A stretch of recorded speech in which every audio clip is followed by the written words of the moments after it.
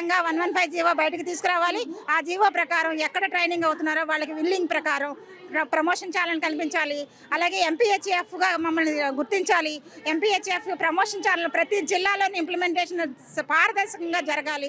ఎక్కడ కూడా అశ్రద్ధ చేయకూడదు. ప్రతి ఒక్కరిని గుర్తించాలి. మెడికల్ డిపార్ట్మెంట్లో కలపాలి. ఎఫ్ఆర్ఎస్ మినహాయించాలి. మాకు అదర్ ఆప్షన్ ఇవ్వాలి. యూనిఫామ్ ఎలివెన్స్లు ఇవ్వాలి.